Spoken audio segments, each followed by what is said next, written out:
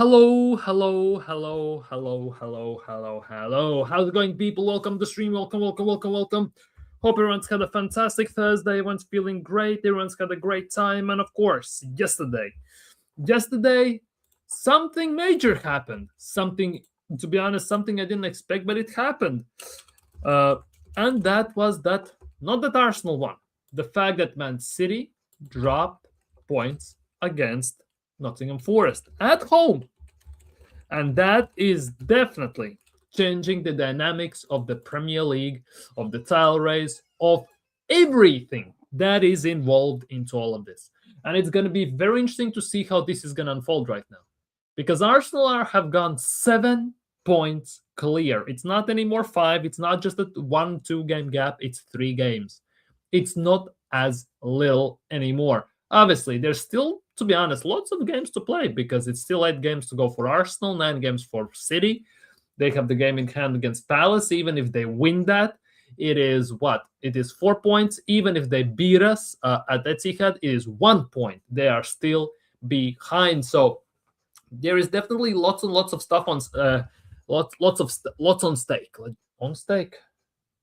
The stakes are high. That's what I want to say, basically.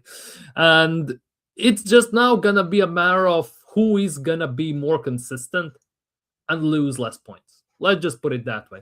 But we're gonna get into all that. Was the second part of the stream. We're gonna kick things off, of course, with the Arsenal game. It was against Brighton, and it was a tough one. It was a tough one, which I fully expected, and then we're gonna get into it. So people, smash the like button if you haven't already. Subscribe if you are new around here, and of course, leave your thoughts down in the live chat so we can tackle them, we can discuss them, and we can go from there. Big up, Mubarak. Big up, big up, big up, big up.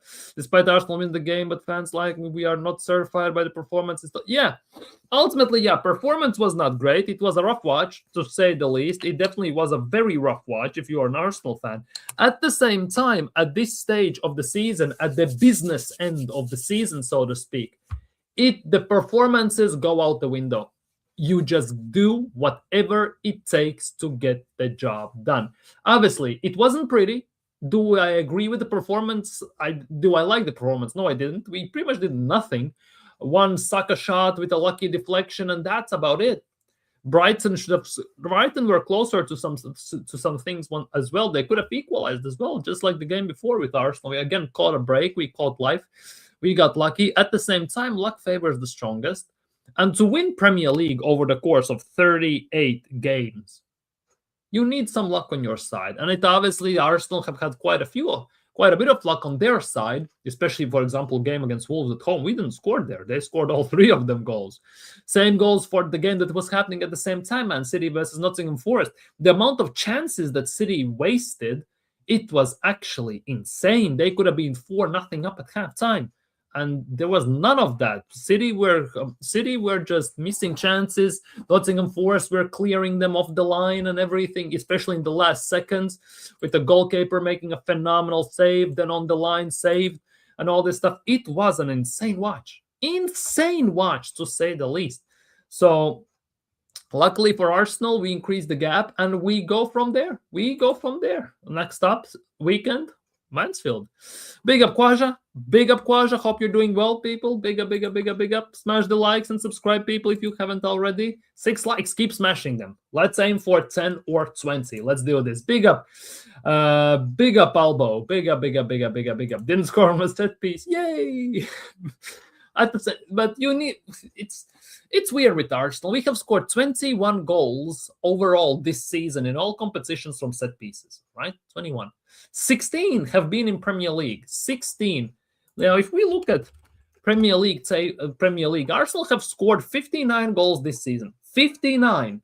And 16 have been of set pieces. More than 25, about 27, 28% of the goals Arsenal have scored this season are coming from set pieces alone, which... Obviously, more credit to Arsenal and Nicholas Jover, who gets obviously a bonus for each goal we scored from set pieces, but they have figured out how to maximize this thing because nobody is doing it. And Arsenal now are. We need one more set piece goal to take the record of scoring the most set pieces in one season as well. But yeah, Arsenal scored from open play. It was a lucky goal. I'm not going to lie, because the way our Saka shot, it looked like it's not going to lead almost to nothing, right? At the same time, one lucky bounce, ball goes in, and that's all she wrote, right? And but the performance, oh, holy crap, help me. Open play goals, actual numbers: Arsenal 58, Man City 57, Man United 50, Chelsea 40, Arsenal are the first in the league for open play goals. How can we be first in open play goals if we have scored 59 goals overall this season in Premier League and 16 have been from set pieces? Like, that doesn't count together. Open play goals cannot be like that. If we score 16 from set pieces, the 58 already doesn't stick up. There is something inaccurate with those stats. Let's just put it that way. At the same time, by the way, you know how if we compare Arsenal and Man City, right? Man City have scored the same amount of goals as Arsenal and conceded 5 goals more than Arsenal. That's the only difference. As much as I can critique Arteta, no one can say set piece FC. We can say set piece FC because at the end of the day, it doesn't matter how you get it over the line, how you get over the line. You crawl, you fly, you jump, you, I don't know, move backwards, you do a handstand or whatever. It just matters that you do. And so far with Arsenal, we are doing it. And that's what's the positive sign. The issue is, I think, with us fans, the biggest thing about all of this is the fact that we have been doing this throughout the course of the whole season. Usually stuff like this happens towards the end part of the season when there's no room for error, obviously, and you have to do no matter what it takes to get it over the line. With Arsenal, it has been the whole goddamn season. We have been playing more or less like this. We have, maybe you can count on one hand's fingers that one halves even, where we have obliterated teams, where we have been fantastic. Besides that, we have been more and more the same. I'll just put it that way. Big up, Andre. Big up. What's your confidence level at, bro, with 10 games left? So in Premier League, Arsenal have 8 games left. 30 games played, 8 games to go with Arsenal in Premier League. 7 points clear of Man City. They have a game in hand. They have played 1 game less, right? Which means at the end of the day, if they win the game in hand against Palace, they're going to be on 63. That's a 4-point gap.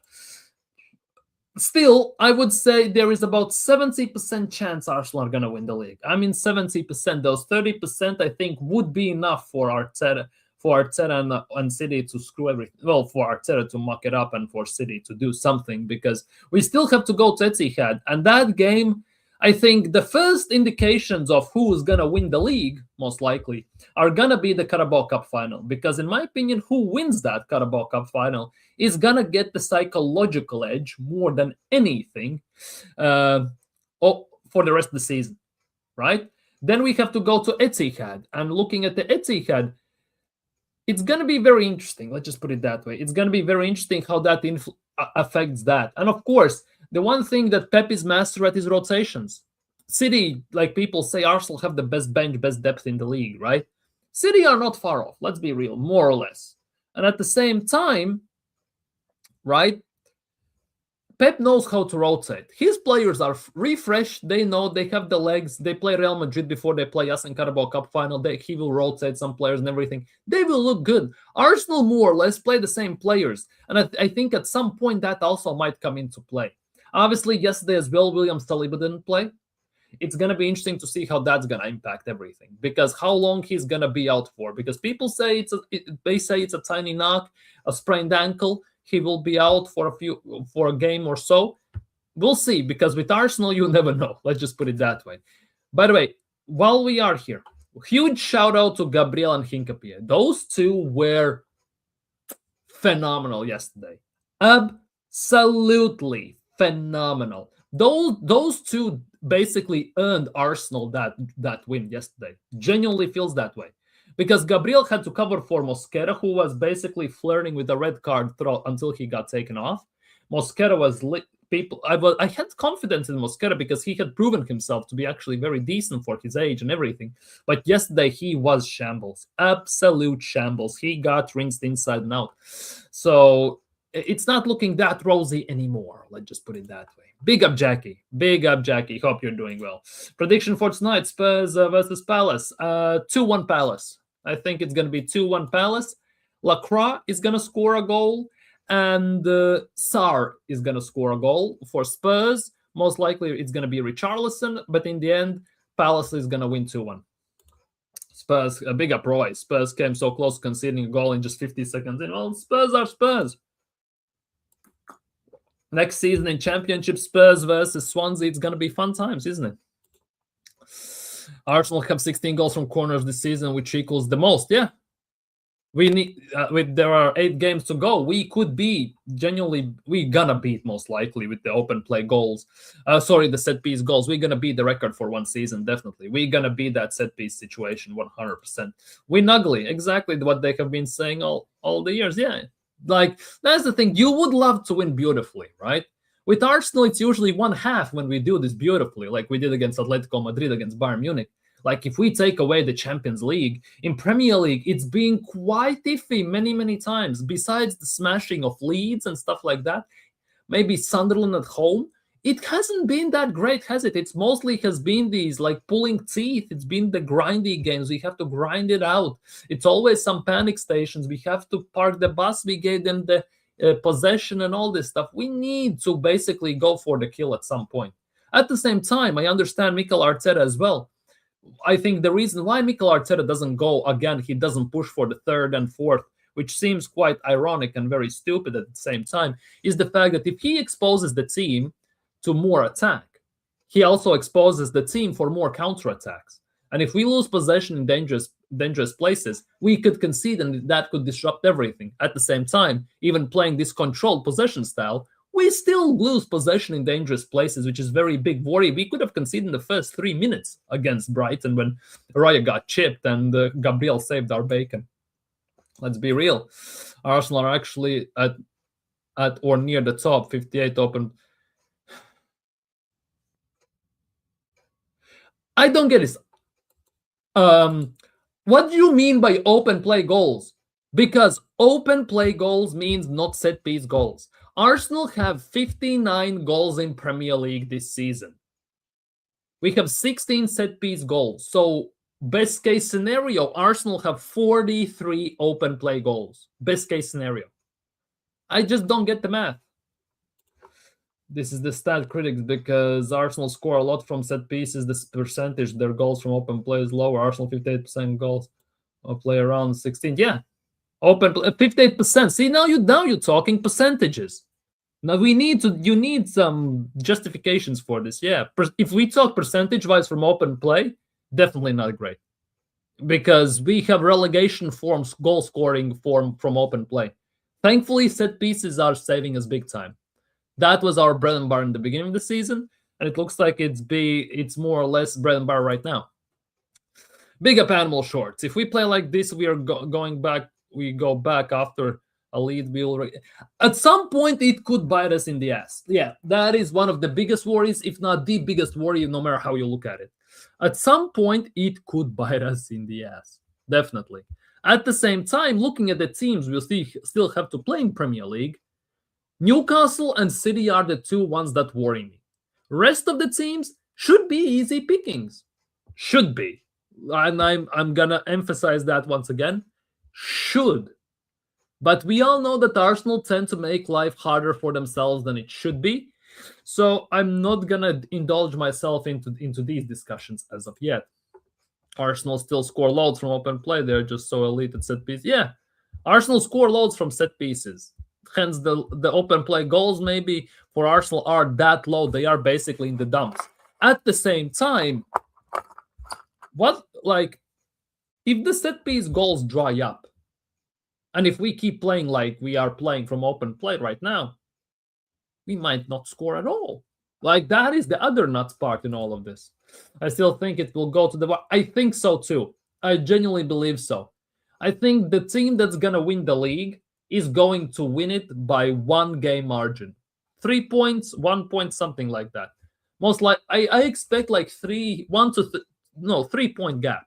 1 game gap, basically, at the end of the season. That's what my expectations are at the moment.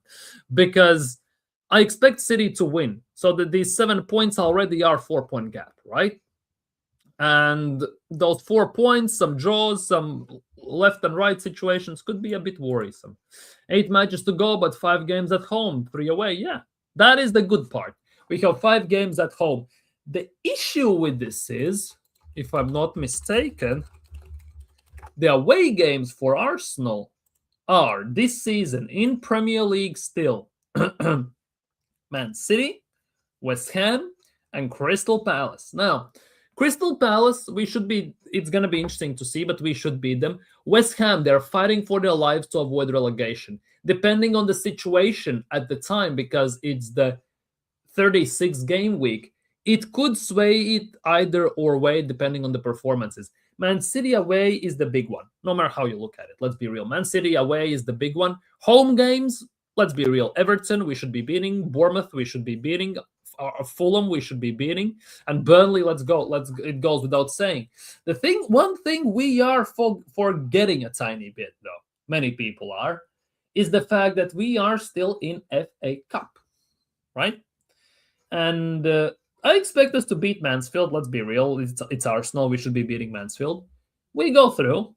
And we again could get Liverpool. We again could get City. We again could get one of those teams. And that again is going to throw spanner in the works. But since you are this big team, you're going for all the glory, for all the trophies, you kind of have to go with the flow and expect that. Let's be real. Let's be real. So both things are true. Arsenal score a lot from set pieces, but they also lead the league. Arsenal will have to sell at least one first-team player this summer. Please let it be Odegaard. For me personally, sell Odegaard, Martinelli, and Trossard. Sell them three and buy someone else. First things first, buy a left wing. Let's be real. Sell, and then we'll see where we go from there. Like, we have still Vanieri, we still have Max Daumann. They are more than good enough to play a certain part in the team. So I fully expect some players to be sold, first-team players. And for me, the expendable ones is Odegaard, Martinelli, Trossard. Those three instantly jump to mind. For me personally, also Zubimendi, because he has not been that great. I much rather would have somebody else, but since Arteta is here and it's one of his love child, so yeah.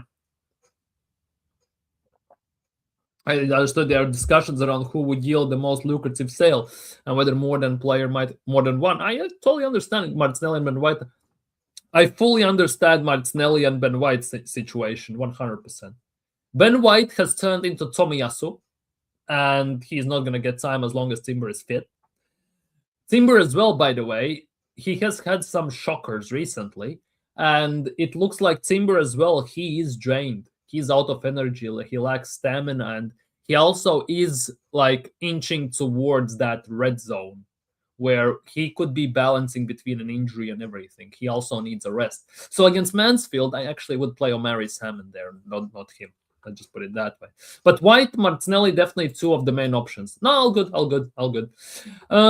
Nothing new on Saliba. Saliba yesterday didn't play, obviously. It was reported that Arteta confirmed it, that he basically sprained his ankle against Chelsea, right? Mid-game against Chelsea, and he decided to play the full 90 with it, right? Till the end of the game. Obviously, he was running on adrenaline, still head hot and everything, so he didn't feel it. After the game, it started to get a bit worse, as it usually does, let's be real. And they decided not to play him against Brighton, right?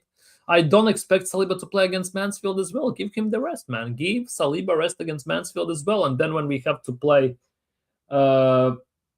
we play Saturday, when we play Bayer Leverkusen, right, in Germany, right, in Leverkusen, right, then you can play Saliba, 100%. But besides that, nothing new there. Big up Staham Gunnar. Big up. It's good to be back. It is fantastic to be back. Is it allow us to lose from here on 7 points clear? Yeah, see, those 7 points for me are not 7. As long as City have that game in hand, just like 3 years ago, those 8 points are not 8 points, they are 5. So for me personally, right now, those 7 points are not 7 points, they are 4 points. And it's still up in the air. Let's just put it that way. It's still up in the air. However, saying that, in my mind, that City are beating Palace and it's a 4-point gap, it's better to have points on the board than to do this mathematician imaginary stuff that if City beat Crystal Palace, right? I said I expect City to beat, but that doesn't mean they're going to do it, right? So City actually might draw against Palace. City might lose, ironically, to Palace in some way, shape, or form. Maybe Townsend is going to roll back the clock and come back from retirement and bang in one from 45 yards. You remember those days and everything, right? So we'll see, right? But at the same time, yeah, it's better to have points on the board than to basically have those what-if scenarios running through your head all the freaking goddamn time. I think we can win the league this season. It's looking, yeah, I think we can. Will we? That's a different question. But definitely stars are pointing in the direction that Arsenal actually are going to do it this season.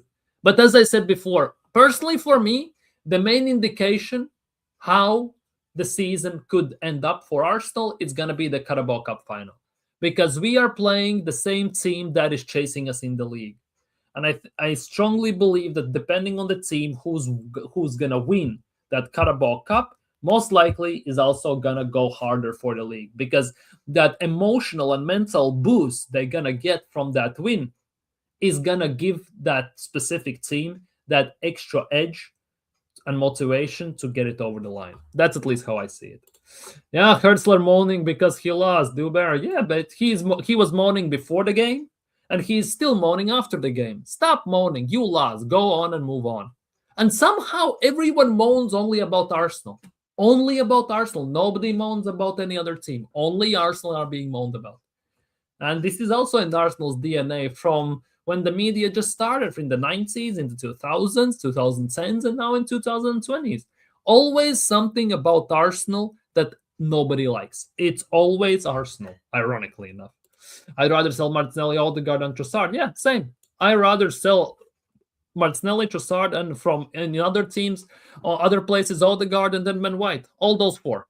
Because Martinelli is on 180 grand a week, Odegaard is on 240 grand a week, that's 420 instantly. Trossard is on 180, that's 600,000 pounds a week instantly gone from the wage budget.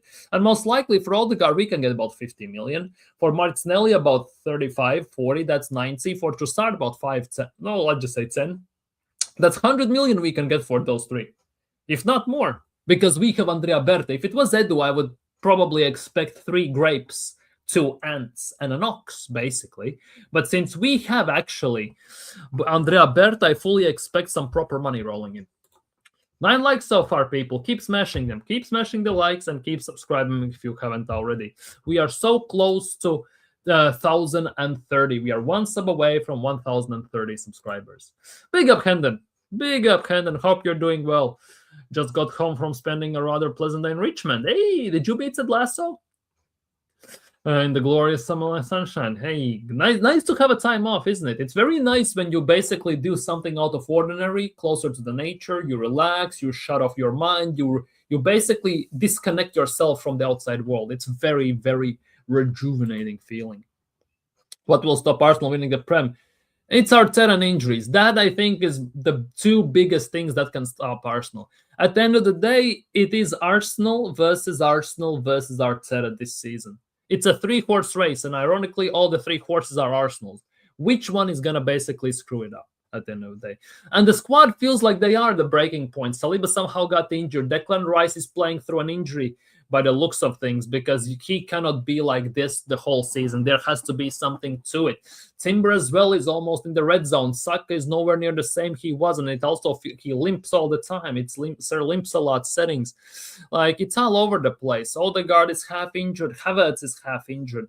We play with a lot of injuries, but at this stage of the season, there are these things where specific injuries actually get you turn the blind eye on them. You play on some injections, maybe some painkillers, and you maybe if you need some sort of a medical what's its face interference, you postpone it till the end of the season, because at this time for a team to lose you, especially if you are one of the most important players in the team, could have a very devastating effect, especially at Arsenal, when you have specific positions that basically you have no proper backups or no backups at all for. So I think there could be something to it. Arteta should start thinking about the Molero signature to bring him as a number 6. Who is that? Molero. If it's Molero, so I might know. But I think you're talking about Meliro. I don't know even Molero. I just know Molero from what's its face from Villarreal. That's the only Molero I know on top of my head. He's left winger and everything. He could be actually very decent. Sell Saka and Zubimendi too. Damn, Hendon is selling the whole squad. Let's be real. Selling Saka is like selling the whole squad at the end of the day, no matter how you look at it. But Arsenal are not going to sell Saka. There is no chance in hell with giving him the new deal and everything. So we basically must stick it out no matter whether you like it or not. We have to stick it out right now. It's the same situation as with Salah, as with Van Dijk, as with Aubameyang and everything. As soon as some of them get 300 grand a week, they somehow disappear. They somehow get worse. It's like 300 grand curse. And, well, we'll see about that. But Arsenal definitely, as much as Saka to a degree, had deserved that big contract, given how he has carried us on his back before he got injured. Before he got injured. After the injury, for Arsenal to give him this deal with such extension and everything, it's a massively humongous risk. Because you never know how players are going to heal, how that injury is going to heal, and will that surgery will be 100% successful. How much is that going to impact Saka on the pitch and off the pitch, physically and mentally? All these questions, all these question marks are big gambles, big risks that Arsenal at the moment, in my opinion, are taking with giving the Saka the big contract. At the same time, Saka, based on what he has done over the years, not the worst decision as well. But based on performances over the last year and a half, almost 2 years, definitely it's shambolic. Let's just say it as it is. But yeah, going back to Brighton game, yeah, it was a very rough watch. Piero showed up Gyökeres. I don't want to say this because I really like Gyökeres and everything, but that was arguably one of the worst striker performances I have seen. Seriously, no hold-up play, no passing, no nothing. Wasteful chances, wasteful shots and everything, losing possession, gets shoved off the ball. For a 6'4" guy with a big body, he is as strong as my 6-year-old. So go figure how that is going to go. How is that going to go? So time only will tell. But yeah, Piero showed up Gyökeres, I'm not gonna lie. But they did good. Brighton actually did. They pushed, they pressed, they tried to do something. They played more or less the perfect game as well against Arsenal. If Arsenal don't score that random bounce, lucky deflection to a degree, we don't get a win. Let's be real. We did nothing from the game. We did pretty much absolutely nothing during the game. We scored that one goal and thought, yeah, that's enough. And then we just basically pissed the ball around. And we didn't do that even well. We lost the possession in dangerous chances, dangerous positions, lapses of concentration, losing the ball with heavy touches, misplacing two-yard passes and everything. To a degree, it was a very hard watch. It was a very rough watch. And to a degree, this game was also much worse than the Chelsea game, which it was, let's be real, Chelsea game was shocking. This game was, to a degree, even worse. And I totally agree with Ruud Gullit, what he said, that the game against Chelsea was garbage. I hope he didn't watch this game, because this game, to a degree, that doesn't mean 100%. That means about 50-60%, most likely. Gives garbage a good name. Like, that's how nuts it is. I know I'm very overcritical because we got the win, we got the 3 points on the board, but for a team that's going for a title, that team that should be doing things, I totally expect something. Like something back. 7 years, 1 billion, all these players, all the hype, all the PR, all the lemons and dogs and everything, pickpockets, and we get this. If we win the league, it's all good. I have made amends with that. That we're gonna play like this crap till the end of the season. Whether we win it or lose it, Arteta is not gonna change. I have made amends with that, but at the same time, that doesn't mean I cannot want something better, something more beautiful, something more attractive. Let's be real. Oh, you mean the Nottingham Forest one? Not so sure about that one. The Brighton match reminded me of the one at Wolves. Same. Yeah. There were very, very many similarities. Many similarities from that game. But overall, the performance is unsustainable. We are using up the get out of jail free cards. Yeah, but we have been doing that the whole season, haven't we? Like, let's be real. We have been doing that the most of the season. Obviously, we kind of screwed up that against Sunderland, against Villa, against Liverpool, against certain games. But overall, we have been playing that most of the season. And we have gone away with it. The question is, will we have enough? Because the way we are playing physically and emotionally is very draining. Not just as a viewer, by the way, as a player on the pitch as well. And it is definitely affecting the players and not in a good way. For me, the question is, can they survive this till the end of the season? Because everyone has their breaking point. And at the same time, I don't want to happen for us this year what happened with Liverpool this season, when they win the league and then they barely can get top 5. I don't want that next season from Arsenal if we win the league this season. Because I know if we win the league, that emotional chip is going to be off their shoulders and we can go up and go for it, right? At the same time, it could also drain the players and it could be done and dusted. Palace 1-0 up at Spurs. See, I told you. I told you that Palace are going to score. It's Ismail Sarr as well. I told you Sarr is going to score. I told you Sarr is going to score. Hey. Call me an oracle. Yep, Ismail Sarr, exactly. I told you. I told you. I told you it's going to be 2-1 Palace in the end. I told that Sarr and Lacroix is going to... No. Sarr is not offside. No. Sarr is not offside. Sarr cannot be offside. He's going to be onside, and it's all good. No, it's all good. Trust me, I'm not watching the game, but it's all good. It's going to be all good. Trust the VAR. Trust the VAR. Trust VAR. It's going to be good. Palace, its goal is going to count. It's going to be 1-0 Palace. Then Lacroix is going to score the second. Then Richarlison in 85th minute is going to score the first one for Spurs. And that's how the game is going to end. Just saying. And just that's my prediction for the game. Almost there. Almost like halfway there. Nearly. Ironically enough. But yeah, overall, Arsenal... It's very hard to talk about these performances about Arsenal because we see every single week the same thing.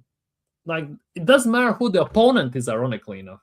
It's going to be very interesting to see how we play against Mansfield. Obviously, against Mansfield, we must rotate heavily because that is the game before the Champions League game. I would love us to be able to rotate as many first-team players as possible because we need fully fresh legs for that first leg against Leverkusen to get the job done. And then once the job is done, you can rotate in the second game against Leverkusen at home. 100% you can try and do that. That for me would be the case. But Mansfield, like, we should be beating them. They're definitely going to be up for it. They don't get to see teams like this too often. Nah, it's offside, for F's sakes. It was offside. It was offside, for F's sakes. Such a shame. Still, I believe Ismail Sarr is going to score. Still think so. But yeah, overall, it is what it is. Arsenal have... Like, Arsenal's schedule, it's looking... Whoa, wrong zoom. Arsenal's schedule, it's actually looking very... Let's just say hopeful, for lack of a better word. Because... it's very hard to imagine Arsenal balling the league with these type of games left in the league. Let's just put it that way. It's very hard to imagine Arsenal screwing something up. Obviously, Mansfield, it is what it is.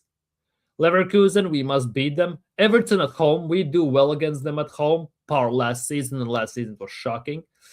Bournemouth at home, we tend to do good against them. At the same time, we tend to struggle against them. Bournemouth are also a very tricky team at the moment. They need something from each game. Then we have Man City away. That is going to be the big one and the rough one. Newcastle at home is going to be interesting. We tend to beat Newcastle at home, except the Carabao Cup semi-final, obviously, last year. But we tend to do good against Newcastle at home. But I don't know. It very strictly and heavily depends on injuries, and of course, all Spurs are about to score. Oh, for F's sakes, man! Spurs 1-0. Here we go. Expressions oozing. Fulham we should beat. West Ham away also it's gonna be rough depending on the what West Ham needs from this game specifically, because they could be already out, they could be still in the league, they could still be in the promotional race for staying up. So we'll see. And it's 1-0 Spurs. It is Solanke. The Lanky has scored. What a shame. Genuinely, what a shame. Feel sorry for Palace, Just lost the goal, and now Spurs, instantly come back to basically score a goal. No, it's not fair. Definitely not fair. How offside was this? Let me check how much offside was Ismail Sarr. Let me check this. I have a chance to look at the replays. Let me check. Let's see how much Ismail Sarr was offside. Serious talk. I'm gonna look at this live on stream. Okay. Great pass. Okay. Oh, he literally was like, I don't know, a nose hair offside. Literally nose hair offside. That's how far offside was Ismail Sarr. VAR checked, the ball was out of play. The ball was in play. Wait, what is happening? Is there another VAR check, or what is happening here? What's happening in this game? What is happening in this game, people? Let me know.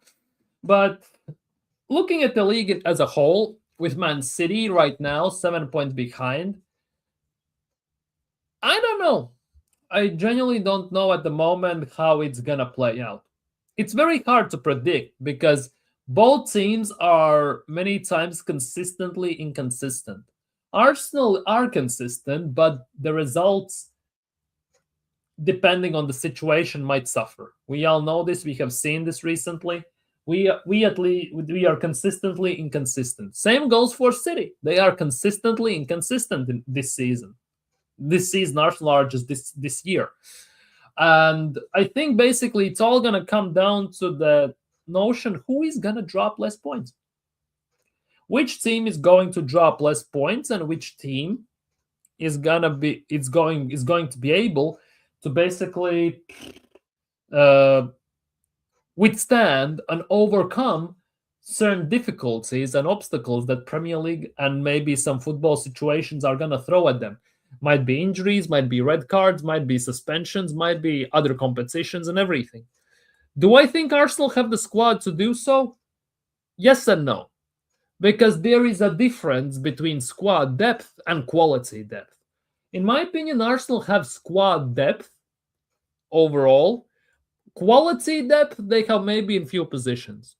Because when you look at City, they have squad depth and quality depth in pretty much every single position. Oh, Spurs red card. Here we go. Now we're cooking. Van de Ven red card. Penalty for Palace. Come on.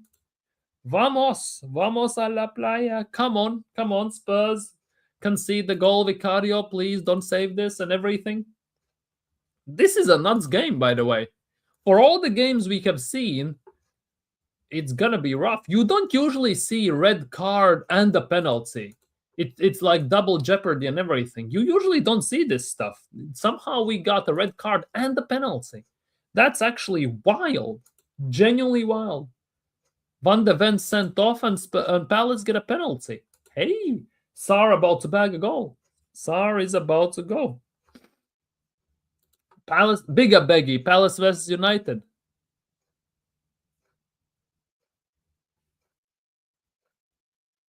Oh yeah, I know. I get what you mean. Yeah, but you don't usually see. It might be just a Premier League tax thing because mostly they either do a yellow and a pen or something like that. It's usually never both.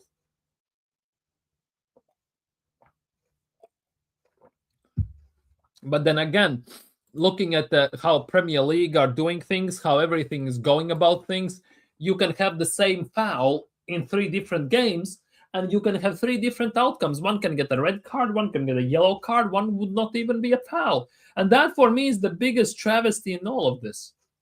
It's not as much as, for example, VAR being crap. It's more than the idiots using it.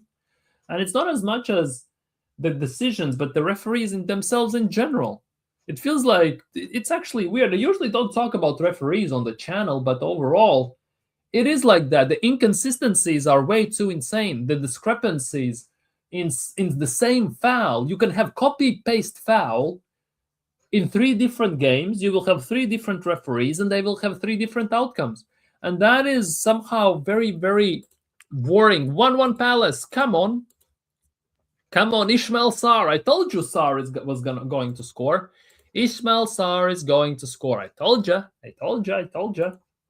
Should have put a $5 on it, to be honest, that Sarr is going to score. For me, I think when Gyökeres is at pick, even if you get him. Yeah, like, it's weird. It's weird. It's genuinely weird how it's going to go. With Gyökeres, it's as well, it's a weird situation. Is it not 3 games? Straight red.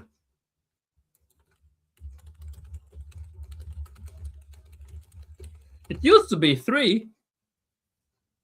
1 to 3 games. 1 to 3 games, if not more, depending obviously on the thing. Dissent is a 2-match ban. Violent conduct, serious foul play is a 3-match ban. So it could go either way, depending on the circumstances. Obviously, Spurs are balling it. Spurs are going down. Spurs are going to be in Championship, playing Swansea's, Plymouths, and Sheffield Tuesdays, and all these teams. So it's going to be fun. It's going to be fun. Everton are big physically side. If corners don't work, you'll be out. That is the biggest worry for me with Everton. That is one of the biggest worries. Last year as well, we struggled against Everton. We drew against Everton last year at home. It's gonna be rough. Like, genuinely, it's gonna be rough for Arsenal. Like, if the set pieces don't work and we are not expansively attacking, it's gonna be rough. Definitely, it's gonna be very rough.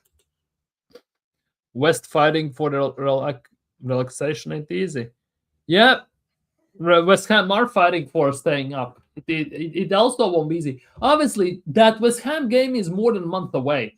Depending on the situation, anything could happen by the time. But by that time, West Ham could be out of it. You never know.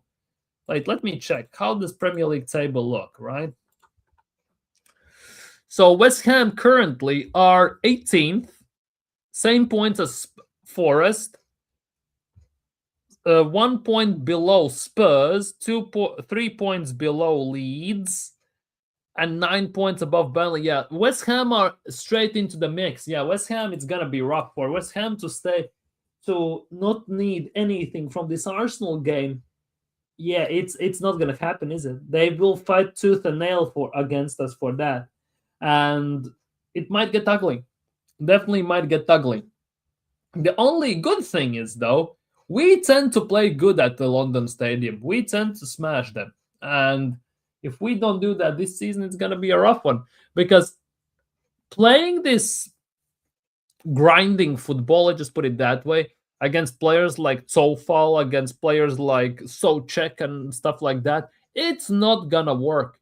It's not going to work. They will bop you into the next weekend. So we will have to try play a bit differently. We will try to be quick, agile, alert, quick pass and move triangles and everything. We will need to be much different.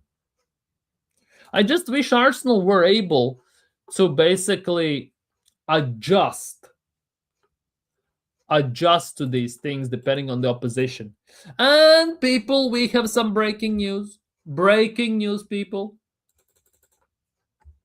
Breaking news, people. Are you ready for this? Are you ready? It's not DX theme song, people. Trust me, it's not. Are you ready for this? A coaching masterclass. Mikel Arteta wins Manager of the Year, sponsored by Odyssean, after an incredible season with Arsenal. Manager of the Year. London Football Awards 2026. Well, congrats to him, but let's be real, the London teams that are there, if it's just London based, like, there are not that many pickings, are there? Like Marco Silva, Rossegna, well, depending on Mascara. Who else is there? Nuno Espirito Santo. Lol, Thomas Frank. Like, there are not many of these. Like, come on, man. What are we doing here? Mikel Arteta, Manager of the Year. What the hell is this? The year has just started. He's already Manager of the Year. Don't take that seriously. That was a sarcasm. One draw and this 7 point could be 3. Yeah, if we can't be complacent, so many top gunners, don't forget. Yeah, exactly. We had 8-point lead in 22-23 season, and as well, City had a game in hand at the time. Remember, they had a game in hand, so it was technically 5 points, and we crumbled. Okay, it's not the same City. It's also not the same Arsenal. We'll see how that's gonna play out, but it's 7 points. City have a game in hand. If they win that game, it's 4 points. 1 draw from Arsenal and 1 win from City, and it's instantly 2 points. And if that happens before the Etihad game, oh my God, that game at Etihad will be bloodbath. And trust me, City smell blood and they will go for it. They will absolutely go for it, and they will try everything to do it. Because after that Etihad game, if City overtakes us, I think we're done. But if Arsenal stay on top, I think we could do this. For what? Winning nothing. Palace about to score again. Come on. Palace are about to score. Official, Mondaven is going to miss Spurs game at Anfield. As Ben said, lovely news. Yes, Spurs are going down. There is no questions about that. Spurs definitely are going down. The PR is strong. Yeah, the PR is hella strong for him. 2-1 Spurs. What's its face? Palace. 2-1 Palace. Told ya. I told ya. Spurs haven't since they've been Burnley at home. Dude, Spurs haven't won since what, December? Something like that. Like the last game, if I'm not mistaken, the last time I watched this was the last loss Spurs suffered was the first time in 30 years that Spurs haven't won a game in 10 games. Big up TKA, big up TKA, big up broski. How you doing? Mikel Arteta has won Coach of the Year award. Yes. And he's so reluctant to change from fetch a goal. Yeah, exactly. That is the biggest. Expressions definitely is in a meltdown. Would not be surprised. Expressions must be in a meltdown. And look at this beautiful scene. Look at this beautiful scene right now. Do you see this? Do you see this? This beautiful meltdown, this beautiful breakdown. Spurs are 1 point above relegation. 1 point above relegation, you know. Spurs at the moment, Strand Larsen scored. Big up Strand Larsen as well. Those 50 million, by the way, everyone laughed at for Crystal Palace at the moment are paying off nicely, isn't it? Like, it's actually nuts. Exactly. They're actually going to do it. Next season in Championship, Spurs versus Swansea, Sheffield United, Plymouth, and all these teams. It's going to happen. It's going to happen. And I think from next season as well, the Championship are looking at expanding the playoffs. It's not going to be just 4th to 6th, but like 4th to 8th. Oh, sorry, 3rd to 6th, but 3rd to 8th, something like that. Or there are going to be more teams basically in playoffs that are going to get to semifinals in 2 legs, and then they're going to play one big final. There are going to be more teams. Basically, they're trying to give Spurs more chances to get back up instantly, by the looks of things. They're going to earn less than the cost of the stadium. Yeah. Well, to be honest, according to reports, Daniel Levy, when he was still at the helm, sorry, he made all the players sign a contract that if Spurs go down into championship, they all get 50% wage cut. 50%, you know. Let's be real, 50% wage cut. That will save quite a bit of money for them.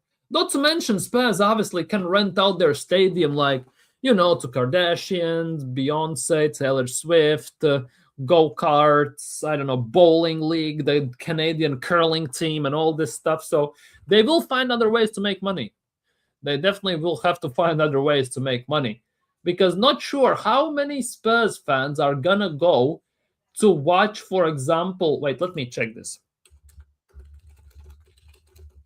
Not sure how many Spurs fans are going to go, basically, to the Tottenham Stadium to watch them play, for example, let's just say League One promoted sides. For example, Cardiff City, or Lincoln City, or Bolton, or Bradford City, or, I don't know, Stockport, Wickham, Stevenage, or some of those teams. Not sure how many Spurs fans will want to go to those. Just putting it that way. When will Rice be dropped? He was poor. Rice won't be dropped. That is impossible for Arsenal, for Arteta to drop Rice. Something insane has to happen. Unless it's an injury, Rice is going to play. First things first. Rice has not been great. It's very evident that he is basically almost out of energy. He needs a rest. He maybe is carrying a bit of a knock as well. Would not be surprised. Game against Mansfield is the perfect opportunity to give him a rest. I'm just going to put it out there. Play Norgard. Play Skelly in the midfield. Play whatever. Just give Rice, Timber, Gabriel, Raya, all these players, that the main ones that are basically carrying their team on their shoulders, just like yesterday Hincapié and Gabriel did. They are partially the sole reason why we kept a clean sheet yesterday and we won. Give them a solid rest before the Champions League game against Bayer Leverkusen. That's all I'm asking. Just serious talk. That's all I am asking for. Let's just put it that way. But yeah, we'll see where this goes and where this lands. But at the moment, Spurs, yeah, they are 1 point above relegation. It's looking peakums for them. By the way, what is Spurs' schedule looking like? They have to play at... Hey, by the way, look at this. Look at this, people. Look at this. Spurs' schedule, by the way. They have, at the moment, they have Palace, right? They're losing 2-1. Then they have Atletico Madrid at Wanda Metropolitano, or whatever it's called right now.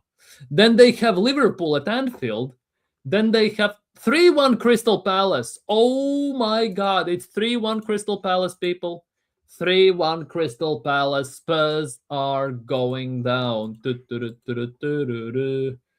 Spurs are going down. Ismail Sarr has scored once again. And Spurs are going down. This is Comedy Central, to say the least. To say the least, this is Comedy Central. I'm not gonna lie. This is little Comedy Central with Spurs at the moment. 3-1. Spurs losing 3-1 to Palace at home.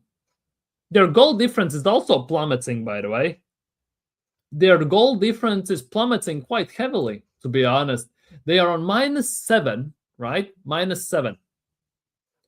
They actually, at this pace, Spurs actually could have worse goal difference than Forest and West Ham, potentially, if they keep this up, which means if they draw on points, the goal difference could be the key. And if Spurs go down to Championship just due to share goal difference, oh my God. That would be the banter to top it all off. That would be the cherry on top of St. Totteringham's cake at the end of the day. That definitely would be something special, and that would be something extra funny. Let's just put it that way. It's actually insane. I cannot believe this, actually. It's actually kind of insane to think about even. But yeah, here we are. Is there a fire drill? Is there a fire drill? This is wild. Could Wolves actually make a comeback? Wolves have 8 games. There are 24 points to play. That's 40 points max. I don't think Wolves have in them because it looks like it's gonna be about 40-point mark that you stay up or go down, most likely, right? So I don't think Wolves are not gonna win every single game because that means Burnley, West Ham, Nottingham, Spurs need to lose almost every single game. Let's be real. So I don't see that one happening actually. But overall, yeah, Burnley as well. I think Burnley and Wolves are gonna go down.